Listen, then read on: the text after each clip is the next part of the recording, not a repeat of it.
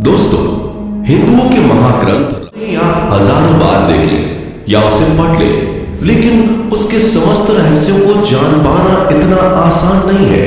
रामायण का हर एक घटना अपने आप में कई रहस्यों को समेटे हुए है। उन्हीं रहस्यों में से कुछ रहस्य ये भी है कि आखिर क्यों लंकाधिपति रावण ने इतने सालों तक कैद में रखने के बावजूद माता सीता को छुआ तक नहीं। रावण की मौत के बाद उसकी पत्नी मंदोदरी का क्या हुआ, विभीषण का क्या हुआ, रावण की उस सोने की लंका का क्या हुआ जिसे उसने छल से भगवान शिव से प्राप्त किया था। दोस्तों, जानेंगे आज भी कुछ नया और धमाकेदार, इसलिए इस वीडियो के अंत तक जरूर बने रहिएगा। और अगर अब तक हमारे चैनल को सब्सक्राइब नहीं किया तो फटाफट से हमारे चैनल को सब्सक्राइब करके बेल आइकन को प्रेस कर दें ताकि हमारी आने वाली वीडियोस की नोटिफिकेशंस आपको मिलती रहे। तो चलिए शुरू करते हैं। दोस्तों, रामायण से जुड़े रहस्यों के बारे में अगर बात की जाए तो ऐसा माना जाता है कि रामायण और भगवान राम से जुड़े कई चिन्ह और सबूत हैं जो आज भी श्रीलंका में मौजूद हैं। यहाँ तक कि वैज्ञानिकों और पुरातत्वविदों ने यह भी दावा किया है कि श्रीलंका में आज भी रावण की लंका के अवशेष मौजूद हैं। इसके साथ ही यहाँ ऐसी कई गुफाएं भी हैं जो रहस्य से, और इन्हीं में से किसी एक गुफा में रावण का शव मौजूद होने के दावे भी किए जाते हैं। दोस्तों, रामायण के मुताबिक राम रावण के युद्ध में प्रभु श्री राम ने लंका नरेश रावण को हराया था और इसी युद्ध में रावण की मौत भी हो गई। रावण की मौत के बाद प्रभु श्री राम माता सीता को लेकर अयोध्या लौट आए थे। हालांकि कहा जाता है कि प्रभु राम ने अयोध्या लौटने से पहले विभीषण को लंका का राजपाट सौंप दिया था और साथ में उन्होंने मंदोदरी के सामने विभीषण से विवाह करने का भी प्रस्ताव रखा था। लेकिन उस समय मंदोदरी ने इसका कोई उत्तर ना देकर खुद को लंका के महल के कमरे में कैद कर दिया था।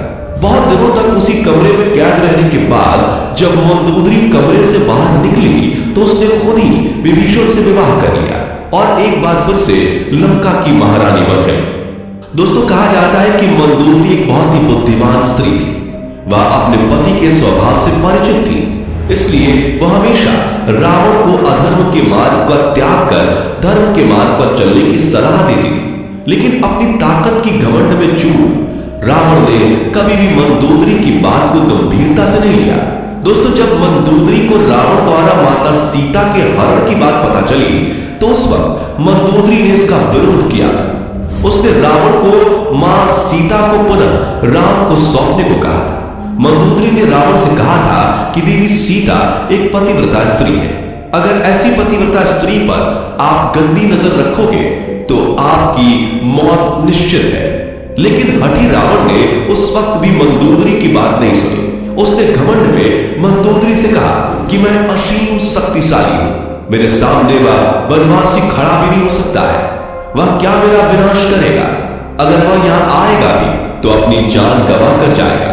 दोस्तों, रावण ने तो कभी मंदोदरी की एक ना सुनी, लेकिन जब मंदोदरी विभीषण से विवाह कर लेती है तब विभीषण राज्य के हर फैसले मंदोदरी के सलाह से लेते थे, जिस वजह से मंदोदरी भी विभीषण से काफी प्रभावित थी।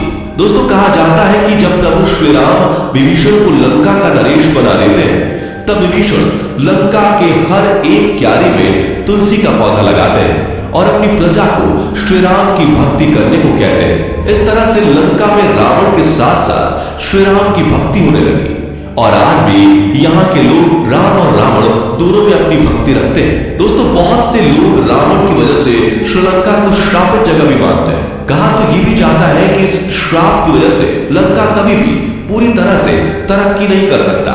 वैसे दोस्तों, आपको बता दें कि श्रीलंका को यह श्राप किसी और ने नहीं बल्कि खुद देवी सीता ने दिया था। जब रावण ने माता सीता का अपहरण करके अशोक वाटिका में रखा था, उसी वक्त देवी सीता ने प्रभु श्री राम के याद में गुस्से में आकर रावण और लंका वासियों को यह श्राप दिया था कि जिस तरह से आज सब कुछ होने के बाद भी मैं अधूरी हूं, मेरे पास मेरे प्रभु नहीं है, उसी तरह से यह लंका और लंकावासी सारी सुख सुविधा होने के बावजूद भी हमेशा खुशी के लिए तरसेंगे। दोस्तों, माता सीता के ही श्राप का प्रभाव है कि आज के समय में विश्वलंका की हालत बद से बदतर है। दोस्तों, पौराणिक रावण की नाभि में अमृत था, जिस वजह से उसे कोई भी व्यक्ति युद्ध में परास्त नहीं कर सकता था। जब भगवान श्री राम और रावण का युद्ध चल रहा था तब प्रभु श्री राम ने रावण के सिर व भुजा को कई बार काटा और हर बार रावण का सिर कटकर नीचे गिरता और फिर वापस से लग जाता। उसी तरह उसकी भुजा बार बार कटकर नीचे गिरती और फिर वापस से लग जाती। जब विभीषण ने इस दृश्य को देखा तो उन्होंने प्रभु श्री राम को यह सलाह दी कि जब तक आप रावण की नाभि पर वार नहीं करेंगे तब तक रावण का मरना असंभव है, क्योंकि रावण के नाभि में अमृत है और उस अमृत के सूखे बिना रावण नहीं मर सकता। तब विभीषण की राय पर प्रभु श्री राम ने रावण की नाभि पर वार किया, जिससे रावण की नाभि में स्थित अमृत सूख गया और रावण की मृत्यु हो गई। कहा जाता है कि रावण के मरने के बाद उसके शव को राक्षस लोक के कुछ राक्षस अपने साथ उठाकर ले गए। कुछ कथाओं के मुताबिक आज भी रावण का शव राक्षस लोक में मौजूद है, जहां राक्षस योनि में जन्मे कुछ बड़े राक्षस रावण को जिंदा करने के प्रयास में लगे हुए हैं। दोस्तों, कहा तो यह भी जाता है कि रावण ने जानबूझकर भगवान श्री राम के साथ युद्ध किया ताकि प्रभु के हाथों मिली मौत से उसे मोक्ष की प्राप्ति हो सके। दोस्तों, रावण ने भले ही सीता का अपहरण किया था, लेकिन एक सच यह भी है कि रावण ने कभी भी माता सीता को हाथ नहीं लगाया था और ना ही उन्हें कभी बलपूर्वक अपनाने की कोशिश की थी। इसके पीछे की कहानी आपको वाल्मीकि रामायण में मिल जाएगी, जिसके अनुसार रावण एक बार स्वर्ग लोक गया हुआ था। उसे रंभा नाम की अप्सरा दिखाई दी। रंभा की खूबसूरती को देखकर रावण उस पर मोहित हो गया और अपने अहंकार में रंभा को गलत तरीके से स्पर्श करने लगा। रंभा ने रावण को रोकने की कोशिश की, लेकिन रावण नहीं माना, जिस पर रंभा ने हाथ जोड़कर रावण के सामने गिड़गिड़ाते हुए विनती की कि आप मुझे इस तरह से स्पर्श ना करें। मैं आपके बड़े भाई कुबेर के बेटे नलकुबेर के लिए बनी हूं। इस हिसाब से आप मेरे ससुर हुए और मैं आपकी पुत्रवधू हुई। लेकिन रावण ने यह सब जानने के बाद भी रंभा की बात नहीं मानी। बाद में जब इस बात का पता नलकुबेर को लगा तो उन्होंने क्रोध में आकर रावण को यह श्राप दिया कि रावण अगर बिना किसी स्त्री की उसके मस्तक के 100 टुकड़े हो जाएंगे।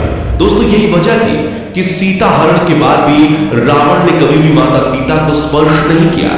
दोस्तों, रावण जिस सोने की लंका पर अहंकार करता था, कहा जाता है कि उस लंका को भगवान शिव जी ने बनवाया था। दरअसल एक बार पार्वती जी ने शिव जी के सामने अपनी इच्छा रखते हुए कहा कि प्रभु, सभी देवताओं की तरह हमारा भी एक महल होना चाहिए। तब शिव जी ने देवी पार्वती को खुश करने के लिए विश्वकर्मा और कुबेर को बुलाकर समुद्र के बीच में सोने का महल बनवाया था। इसे ही स्वर्ण नगरी अर्थात सोने की लंका कहा गया। लेकिन जब इस स्वर्ण नगरी बना तो उसके मन में लालच आ गया। रावण ब्राह्मण का वेश बनाकर शिव जी के पास पहुंचा तो उसने सोने की लंका, और इस तरह छल से रावण ने सोने की लंका को हथिया लिया। दोस्तों, जब रावण का राम जी से युद्ध हो रहा था उस समय रावण के शक्ति बाण से लक्ष्मण जी मूर्छित हो गए। तब उन्हें बचाने के लिए वैद्य ने रुवांसला पर्वत से संजीवनी बूटी लाने को कहा, जिसे हनुमान जी लेकर आए थे। उस पर्वत का कुछ हिस्सा आज भी श्रीलंका में मौजूद है और आज भी इस पर्वत को श्रीलंका में रुवांसला पर्वत के नाम से जाना जाता है। दोस्तों, श्रीलंका में इस पर्वत के पास ऊना वाटूना बीच है, जहां अक्सर टूरिस्ट आते रहते हैं। इस बीच पर आने वाले लोग भी दावा करते हैं कि श्रीलंका में इन जगहों पर जाने पर ऐसा महसूस होता है कि प्राचीन समय की वास्तविक लंका यही श्रीलंका थी। इसके अलावा श्रीलंका के इंटरनेशनल रामायण रिसर्च सेंटर ने भी श्रीलंका में ऐसी 50 जगहों की खोज की है जहां रामायण से जुड़े सबूत मिलते हैं। इस रिसर्च के मुताबिक श्रीलंका में एक पहाड़ी पर बनी गुफा में आज भी रावण का शव सुरक्षित है। जिस गुफा में रावण का शव रखा गया है वह रैगला के जंगलों में 8000 फुट की ऊंचाई पर स्थित है। यहाँ पर रावण के शव को मम्मी बनाकर एक ताबूत में रखा गया है। ये ताबूत 18 फीट लंबा और 5 फीट चौड़ा है। इस पर एक खास किस्म का लेप लगाया गया है, जिसके चलते यह ताबूत हजारों सालों से वैसा कहीं वैसा दिखता है। यह भी कहा जाता है कि इस ताबूत के नीचे रावण का बेशकीमती खजाना है और इस खजाने की रखवाली एक भयंकर नाग और कई खूंखार जानवर करते हैं। श्रीलंका में कुछ लोगों का तो ये भी मानना है कि एक समय इस ताबूत में रावण का मृत शरीर वापस से जिंदा हो उठेगा। वैसे दोस्तों, आपको क्या लगता है, क्या रावण सच में कलयुग में जिंदा हो जाएगा या फिर यह सब बस एक काल्पनिक कहानी है? आप अपनी राय हमें कमेंट में जरूर बताइएगा। इस वीडियो में फिलहाल इतना ही। इस वीडियो में उम्मीद है कि आपको वीडियो से काफी कुछ नया सीखने को मिला होगा। वीडियो पसंद आई हो तो वीडियो को लाइक करें और इस तरह के और भी अमेजिंग और इंटरेस्टिंग वीडियोस देखते रहने के लिए चैनल को जरूर सब्सक्राइब करें। Thanks for watching.